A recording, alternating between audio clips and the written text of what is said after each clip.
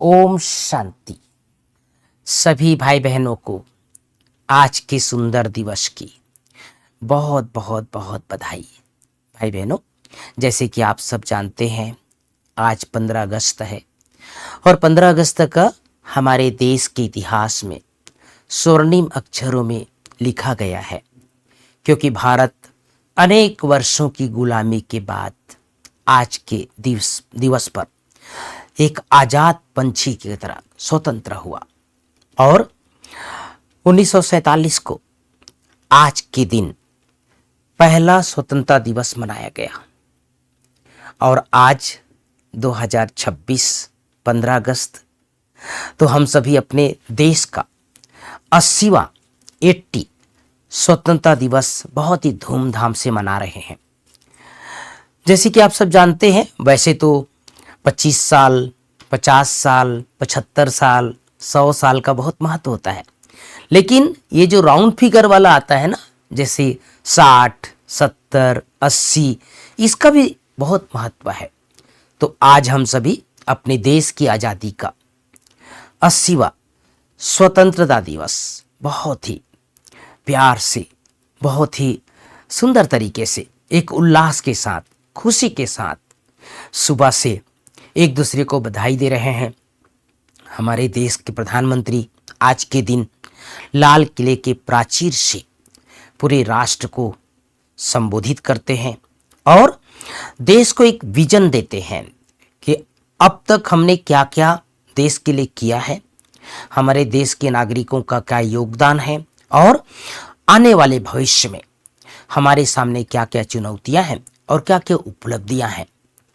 जैसे कि आप सब जानते हैं भाई बहनों, ये भारत देश का इतिहास रहा है। 2 युग तक पूरे सृष्टि में केवल भारत का साम्राज्य था और उसके बाद भी पूरे विश्व में भारत जो है अपनी एक अलग छाप छोड़ता है।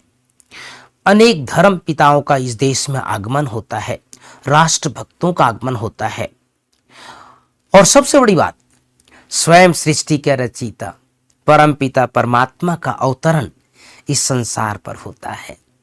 तो हम सब बहुत ही भाग्यवान हैं जो भारत में जन्मे हैं। इसलिए भारत के प्रति हमारे दिल में बहुत प्यार है। हम सब के, भले हम ब्रह्मा कुमार हैं, भले हम भगवान के बच्चे हैं, भले हम ईश्वरीय ज्ञान में चलते हैं, लेकिन जैसे भगवान से प्यार है ऐसे ही अपने देश से भी प्यार है। तो आज के सुंदर दिवस पर आप सबको बेहद घर मधुबन से, बाप दादा की तरफ से, दीदी दादियों की तरफ से, सभी मधुबन वालों की तरफ से बहुत बहुत बहुत हार्दिक शुभकामनाएं, बधाई।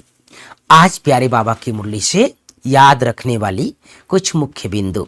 बाबा कहते हैं, तुमको इस विषय सागर से पार ले जाते हैं, गाते भी हैं, नैया मेरी पार लगाओ। सभी पुकारते हैं एक बाप को, हमारी नैया जो डूबी हुई है उनको क्षीर सागर में ले चलो। उनको खिवैया बागवान भी कहते हैं, अभी कांटों के जंगल में पड़े हैं, हमको फिर फूलों के बगीचा में ले चलो, क्योंकि देवताएं फूल हैं। दूसरी बिंदु, बाबा कहते हैं, मैं कल्प कल्प आता हूं। कैसे आता हूं यह कोई नहीं जानते।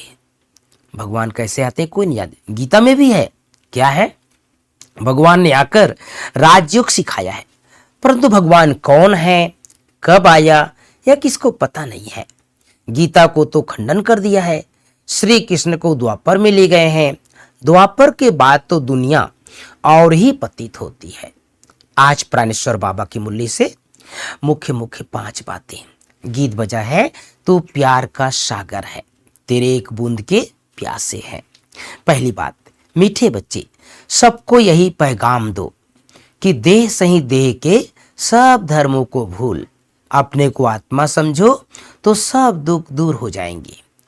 दूसरी बात, प्रश्न है, तुम बच्चों को किस एक बात में फॉलो फादर करना है? उत्तर है, जैसे इस ब्रह्मा ने अपना सब कुछ ईश्वर अर्पण कर दिया, पूरा ट्रस्टी बना, ऐसे ट्रस्टी बनकर रहो।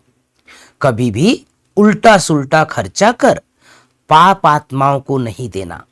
अपना सब कुछ ईश्वरीय सेवा में लगाओ, पूरा ट्रस्टी बनो। बाप की श्रीमत पर चलते रहो। बाप देखते हैं, क्या देखते हैं? कौन बच्चा कितना श्रीमत पर चलता है। तीसरी बात, जब तक जीना है ज्ञान अमृत पीते रहना है। महावीर बन माया की बॉक्सिंग में विजयी बनना है। सबके साथ तोड़ निभाते एक बाप से रखनी है, एक बाप से दिल रखनी है। विघ्नों से डरना नहीं है, सर्विस में अपना सब कुछ सफल करना है। ईश्वर अर्पण कर ट्रस्टी बन करके रहना है। कुछ भी उल्टे सुल्टे कार्य में नहीं लगाना है। आज प्राणेश्वर बाबा की मुरली में वरदान, अपने संपूर्ण स्वरूप के आह्वान द्वारा आवागमन के चक्र से छूटने वाले लकी सितारे भाव।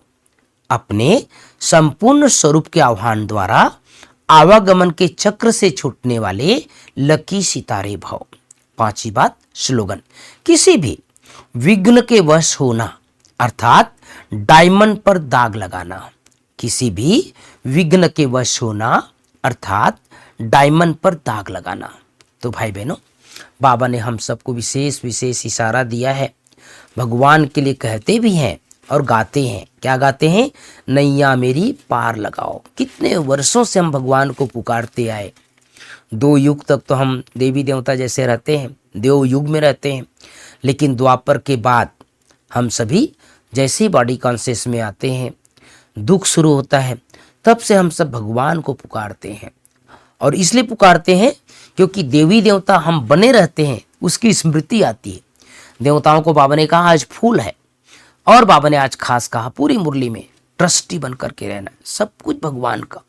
देखो ब्रह्मा बाबा इतने धनाढ्य, समाज में नाम था, लेकिन बाबा ने सब कुछ भगवान को अर्पण कर दिया और ट्रस्टी होकर के रहे। हम भी जो भी घर गृहस्थ में रहते हैं, चाहे अपने परिवार में रहते हैं, नौकरी धंधा करते हैं, ट्रस्टी होकर के रहना है।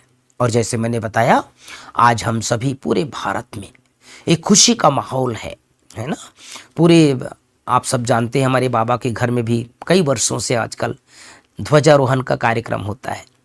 ज्ञान सरोवर में, पांडव भवन में, शांति वन में, अनेक बड़े बड़े सेंटरों पर भी कई सालों से, पहले शुरू नहीं हुआ करता था, लेकिन जब देखा चारों तरफ बाबा का नाम रोशन हो रहा है, बड़े बड़े मंत्री, विधायक, समाज के प्रतिष्ठित लोग हमारे विद्यालय से जुड़ने लग गए, तो ये भी एक सेवा हो जाती है और सबको पता चलता है ना, कि भाई ये लोग भी देशभक्त को मानते हैं, राष्ट्रगान को मानते हैं। तो हमें याद है भी ज्ञान सरोवर में आज ध्वजारोहण का कार्यक्रम, पांडव भवन में, शांति वन में, और एक नहीं, जब भी हमारे देशभक्ति का गीत बजता है, राष्ट्रगान बजता है, तो एक दिल में अलग ही उमंग उत्साह आता है, क्योंकि सारा संसार का जो पूर्वज है वो भारत है। तो आज के सुंदर दिवस के ऊपर आप सबको भी बहुत बहुत शुभकामनाएं, बधाई। ओम शांति, ओम शांति।